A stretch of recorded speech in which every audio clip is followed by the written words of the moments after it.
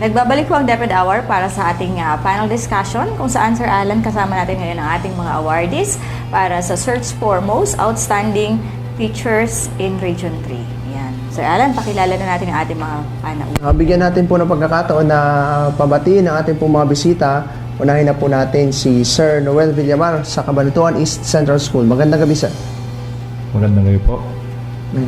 Una po sa lahat, nais kong batiin ang aming District Supervisor, si Ma'am Rosita M. Castillo, ang aming butihing principal, si Ma'am Jessica M. Saison, ang aking minamahal na asawa, at ang aming anak, sa lahat ng aming mga kasamahan sa East Central, sa mga kamag-anak, magandang gabi po. Yan. Kasama rin po natin sa studio ang mula pa rin po sa Cabanatuan East Central School, Teacher 3, si Sir Danilo L. Bundok. Magandang gabi po sa inyo lahat. Binabati ko po ang aming District Supervisor na si Ma'am Dolorcita Castillo at ang aming minamahal na punong guro na si Ma'am Jessica M. Saison at ang aking may bahay na ngayon ay nakikinig at ang aking mga anak. Magandang gabi po sa inyo lahat. Kasama rin po natin mula naman po sa District 2 si Sir Dean Jason Disangco. Sir, good evening. Good evening po. Ako po si Dean Jason Disangco ng Lazaro Francisco Elementary School. Maraming salamat po, Ma'am Mercy P. Cariaga, ang aming pong Principal 3. Sir Antonio Go, ang aming pong District 2 Supervisor. Sa lahat po ng mga nanonood, magandang gabi po. Ayan. Mula naman po sa secondary school, kasama po natin ang si Ma'am Teresita Maninga Sarangaya mula sa Mayapyap National High School. Magandang gabi po sa inyong lahat. Ako po ay taga Mayapyap National High School. Ako po ay naging panalo sa outstanding teacher. Binabati ko po ang aming mahal na principal, si Dr. Mary Jane Ipurong. Ganon din po ang aking asawa na si Nestor Sarangaya at ang aking pong mga anak. At lalo-lalo na po ang ating superintendent na si Ma'am Maybe Eclar. Magandang gabi po sa inyong lahat. Ayan. At ang isa pa po natin kasama sa ating po studio, ang mula naman po sa District 3, si Sir Cesar Ray Espiritu. Sir, magandang gabi po. Hello po, magandang gabi po sa ating lahat. Binabati ko po si Ma'am Maribel P. Saulo, ang aking ever supportive na PSDS. Gayun din po ang aking napakagandang principal na si Ma'am Consuelo Rivera. Sa lahat ng mga kasamahan ko pong guro sa Kaalibabang Elementary School, good evening po sa aking mama. Mama, eto ako sa TV ulit. Magandang gabi po sa ating lahat. Ayan. Suking-sukay na natin si Sir, ano? Kaya sabi niya sa kanyang mama, andito na siya na naman siya ulit. Kaya nga sabi ko sa mga bisita natin, kung gusto nyo mabisita dito, dapat manalo sila sa anumang ano, no? Although hindi din naman. Kasi dati per school tayo kung mag-guest, ano, nung radyo pa lang tayo, per school ang pag-guest. Pero ngayon, usually, kung ano yung isyong ano, napapanahon, at kung sino yung mga taong may kinalaman doon, yun ang ating giniguest. Yes. Sila po yung 5 sa mga outstanding awardees natin. Regional Outstanding School Paper Advisors. Sabihin ko. Ayan. So, 339 sa buong region. So, ang 5 ay nakuha ng Cabanatuan. Hindi, Ma'am Jane. Actually, sila ay 2, 4, 5, 6, 7, 8. 8 silang awardee bukas. Actually, ito yung Ma'am Jane memo na this is my story. Tama po ba? Ano? Tapos at nakalagay sa memo, 1 for each district dapat ang sa elementary at saka sa high school ang magiging awardee, no? Tanong natin kung paano sila napili, Ma'am Jane. Okay. Sa District 1 muna tayo, si Sir Villamar, sir. Ay. Yes. Yun nga po, nagpalabas po ng memo galing po ang region. At binigyan po kami ng pagkakataon ng aming abuting principal at ang aming district supervisor na ibigay namin or mag-pass kami ng mga requirements para po sa pag-comply or para po sa paglaban nga po dun sa This is my story.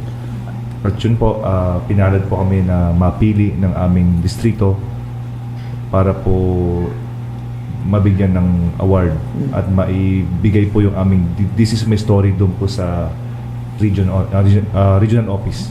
So, may selection po sir sa District 1. Inopen po sa lahat sir?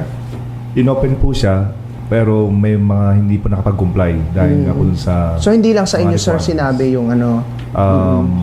Sinabi rin po sa ibang school. Pinagpapas din po sila ng this is my story. Kaya lang po yung ibang mga teachers, parang hindi po ata sabi nga nila kaya pa nilang ibigay yung kanilang istorya sa ganong level.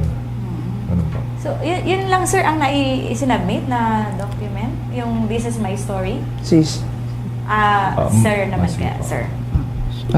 Bukod po dun sa This is my story, marami din po kaming isinubmit na mga papers, mga documents na nagpapatunay po na yun po ay na-accomplish po namin sa buong larangan po namin ng pagtuturo bilang isang guro. Yun po. So, ang maliwanag Ma'am Jane sa District 1 ay inopen ito sa lahat ng mga guro. Ayan, tama sir. Okay. Sa District 2 sir. Opo. Ito po ay pinaalam po sa lahat ng mga teachers po sa buong District 1. So, parang naging dalawa ang naging representative ng District. District 1 si sir, tama? Opo, Okay. opo. Para District sila 1 po. District 1. Ayun. Yes, sir. Pareho ding taga, Cabanatuan East. Pero akala ko sa memo kasi, di ba, isa lang. So, exception to the memo sila sir.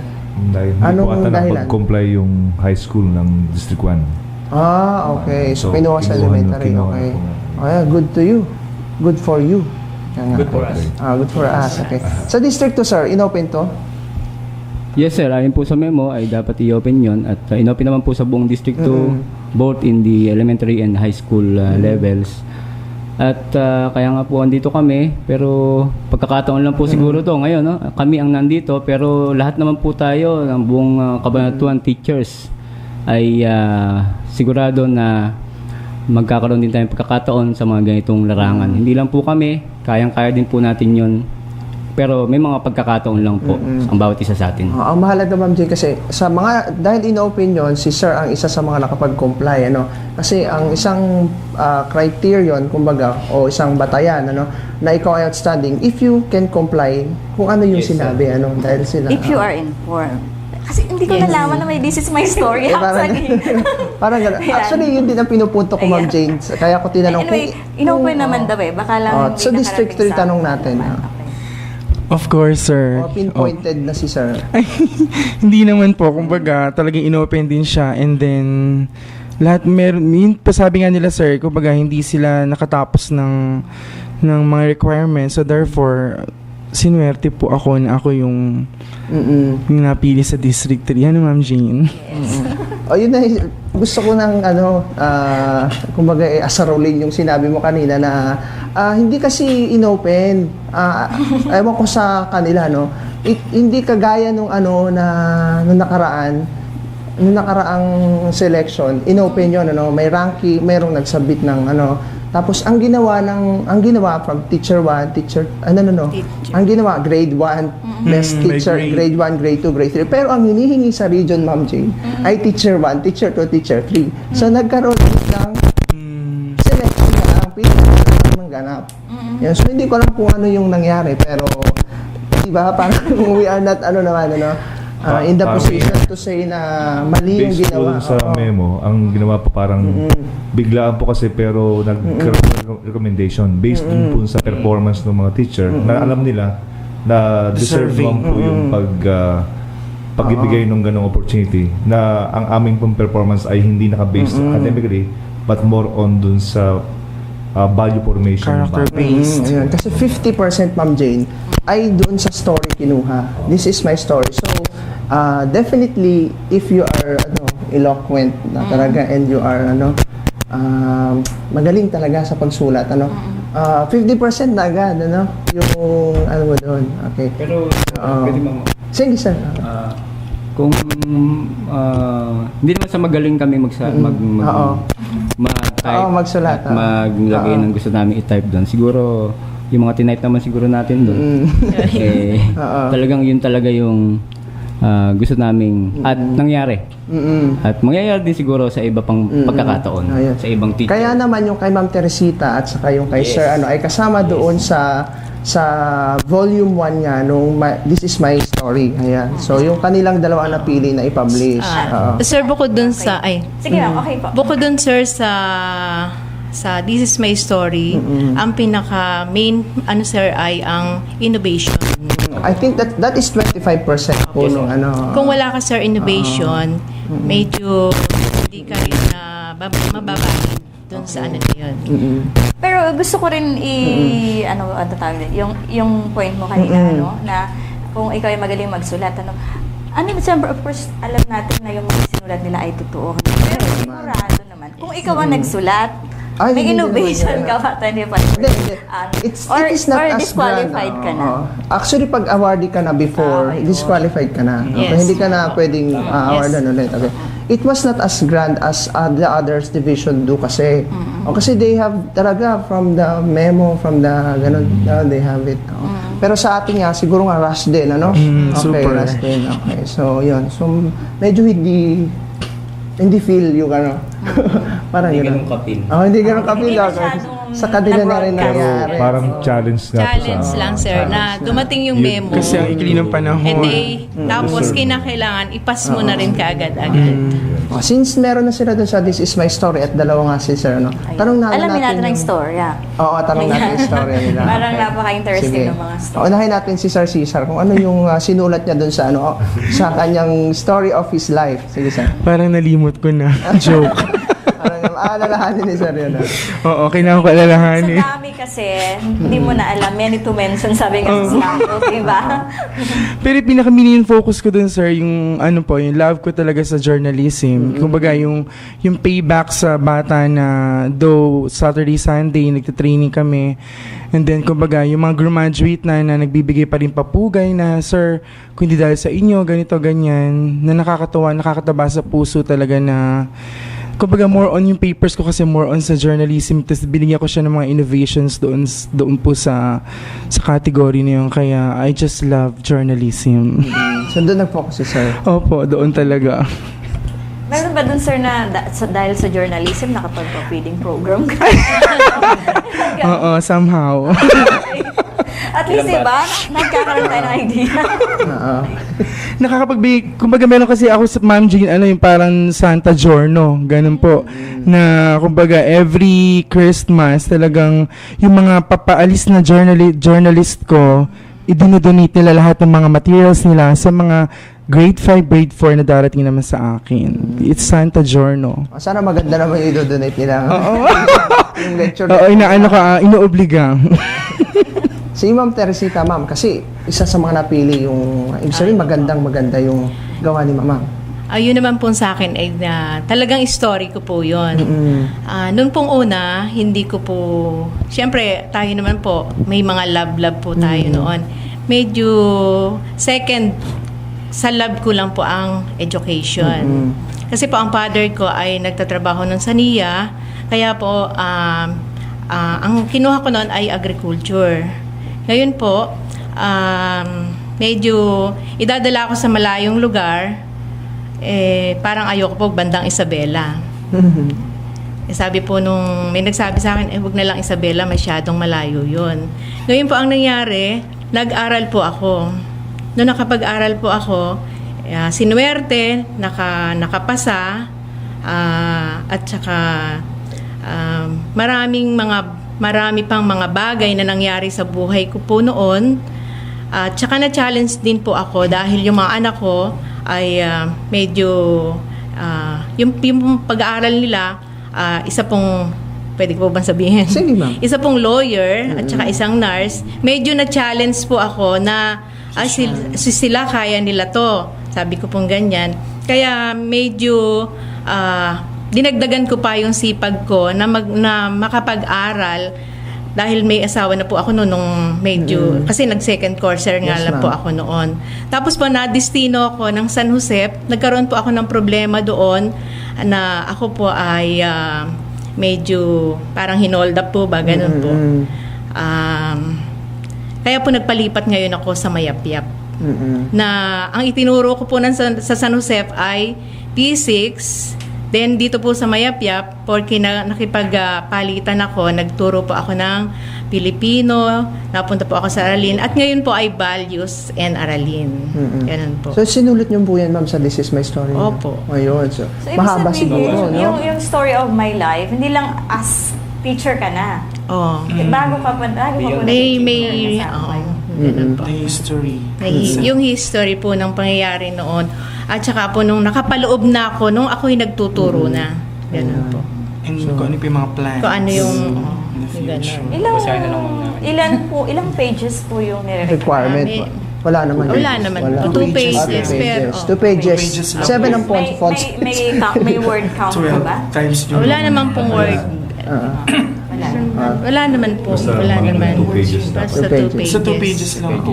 Tanong na natin si Sir Dean, ano yung kumbaga climax nung o yung pinakamagandang part nung sinulat ni Sir sa kanya? Parang wala, story. sir, eh. Meron po naman. Kaya nga, masyadong Kaya hindi yata napili eh. Walang climax. Pero just the same po sa ating mga co-awardees ay at sa ating mga nanonood din ng mga ma'am, sir, ay ginawa po kami ng aming mga magulang na canvas. Sila po ang nagpinta. Okay. Just the same. Ganun din po. Like our Ma'am Sarangaya dito ay hindi rin po ako inclined sa teaching. Kaya napakabata ko pa po sa larangan to. Kasi nga ayaw ko din. Pero naisip ko po yung ginawa ng aming mga magulang na ganoon, ginawa ko din. At ginagawa din natin lahat yon na ginagawang canvas ang mga bata at tayo yung nagpipinta sa kanila po. So, balikan na. Sige. Parang na-curious naman ako kung si Ma'am ay agriculture dati. Si Sir, ano po ba na dati ang trabaho? May connect din po doon, industrial arts major po ako. Oo. So, balikan natin. Si Sir first choice ang teaching. Okay, si Ma'am hindi. Si Sir hindi rin. At tanong natin muna yung story ni Sir. Tapos yung kung first choice siya. Ito po ay wala po doon sa storya. Katulad po ni Ma'am, ako po ay galing dati sa National Irrigation. Researcher po ako doon ng araw. Pero wala po sa storya na. Sige, Sir.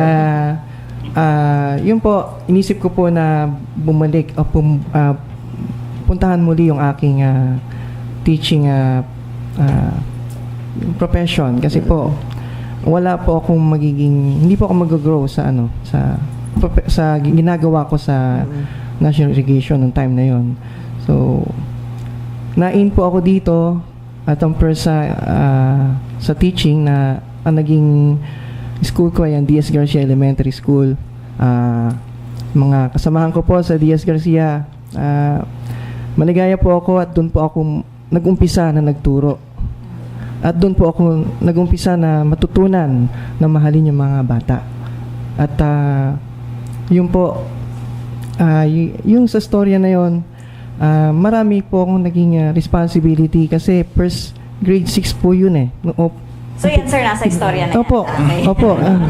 Umpisa na po yun kasi ako kauna-una naging grade 6 doon po sa D.S. Garcia na dating satellite ng Aka Elementary School. Ayun po. Tapos nagtuloy-tuloy po yun at naging maunlad naman po ang D.S. Garcia. Tapos nalipat po ako sa malaking challenge po at dito po sa Cabanatuan East Central School pagkatapos po ng 2007 nalipat po ako rito at ayun po, dito ko po pinagpatuloy yung aking gawain na maging masikhay dun sa pagtuturo ng... Ilang taon kayo, Sir, sa D.S. Garcia? Na-in po ako doon ng 2003. Tapos, katapos po noon ay napunta po ako dito ng 2007. January po sa Cabanatuan East Central School. So in 3 years, Sir, marami kayong... Marami po ako nagawa, ma'am, doon na... Opo, halos po na, siyempre po, overwhelmed po, gano'n. Parang ano po. Kinakabahan kasi ko. Akala ko naiiyak si Sir dahil sa sinasabi, kinakabahan. Pero yun po, nasa puso ko po talaga ang pagtuturo kasi sa simbahan po, I'm Sunday school teacher. Nagtuturo po ako tungkol sa Diyos. Siyempre po, kailangan ko rin ituro ang values, pagiging magalang ng mga kabataan. At dito po sa Cabanatuan East Central School, ako po ay isang BSP coordinator ngayon. At presently, ako ay isang guidance counselor ng school. So parang sa sinabi ni sir, gusto niya talaga magturo pero hindi na kurso yung kinuha nung una. Nung una po. Ayun. So yun po si Sir Bon. Pero ang highlight ng storya nyo, sir, ay kung papaano nyo naturuan ng magagandang asal Oo. sa mga Yes, bata. ma'am. or- And Opo, how- mapapakahalaga po nun sa mga bata. How he Mapapakahalaga finds po his ba? way going to his desire talaga to teach. Di ba? Okay. Si Sir naman, si Sir William Alsan. Hello po. Yan po. Parang si Sir Cesar po, first choice ko rin magturo. Nung bata pa ako, yung mga magulang ko ay teacher. Tapos, nung bata nga ako, sabi ko nga, ay nagtuturo ako sa aking mga kapatid na maliit, sa aking mga kamag-anak. Kaya lang, ang challenge nga po sa amin nun, yung aking mga kapatid ay mga lalaki din, mga nauna sa akin, mga sundalo, iba yung profession na ine-expect sa amin. Pero sabi nga nila, bakit ako yung gusto na manahin yung profession ng mga magulang namin o yung mga kamag-anak namin samantalang lalaki ako. Yun ang challenge sa amin nun. So, sabi ko, kahit lalaki ako, kaya ko namang magturo, kaya kong sabihin nating pakatawanan yung pagiging guro sa ibang bagay.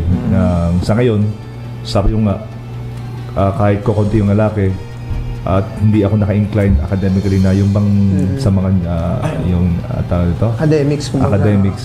Sabi ko, may mga bagay ako na kaya kong ituro, kaya kong baguhin sa mga bata, na kaya kong i-share yung aking kaalaman sa mga bata through sports, through scouting, through other practical application na ginagawa ko sa eskwela namin sa East Central. Yung sir, mga matatanda sa inyo ay lalaki o babae? Lalaki. Ayun. Sundalo ngayon, mga officer pa na. Ayun po. So, makakakwentuhan po natin itong mga outstanding teachers magbabalik po ng DepEd Hour. Kayo pa rin po ay nakatutok sa ating programa DepEd Hour. Kasama pa rin po natin ang ating pong mga magigiting na outstanding teacher na inawardan po nitong nakaraang linggo sa Naing Pilipino sa Clark, Pampanga. Ma'am Jane? Ayan. Yes, Sir Alan, kanina pinag-uusapan natin yung in general, ano yung story of their lives. Ngayon, alamin natin yung specific detail na accomplishment nila na sa tingin nila ay very remarkable dun sa part ng story of their lives na yan. At saka, parang yung talagang tipong, naramdaman ko na teacher ako nung ginawa ko itong pangyayari. Oo, at saka sa tingin nila natin ay kakaiba sa lahat ng ibang teacher. Kasi tayo pwede rin naman nating i-guide yung bata. I mean, yung lahat ng teacher pwede i-guide ang bata, pwedeng turuan ng bata. Ano yung specific accomplishment na sa tingin nyo nga ay kakaiba, unique, unique, na mas talagang angat sa ibang teacher? Tanong natin yung mas makaranasan, si Ma'am Teresita, ma'am. Ma'am. Ikaw yun. Ako yun. Nawala na yata. Parang kinakalkal pa ni Ma'am sa baul ng kanyang alaala yung mga... Oo, madami. Malalim. Yung naging, karanasan. Siyempre po, bilang agriculturist, medyo... yung kaalaman po ba sa pagtuturo, ano ba tawag doon? Yung minamaliit po ba nila? Dahil po, siyempre, sila po nagtapos ng education, samantalang ako ay, siyempre po, ang tingin nila sa agriculturist ay maliit lang, di po ba? Hindi ka nga kauri, kumbaga ganun. Ayun, ma'am. hindi Oo. kauri. Kaya pagka po binigyan ka ng isang subject, parang hindi mo po kayang ituro yun. Kailangan, yung ano ko po nila na ay kaya nun. Ganun po. Yun yung mga siyempre po pagka nandoon ka na sa pagtuturo, ibibigay mo yung best mo. Hindi mo po pagdating mo sa loob ng kwarto, siyempre mag-aaral ka para yung bata magkaroon ng ma-inspired yung bata sa'yo. In short, pinasubalian ni Ma'am. Oo, at yun nga, yun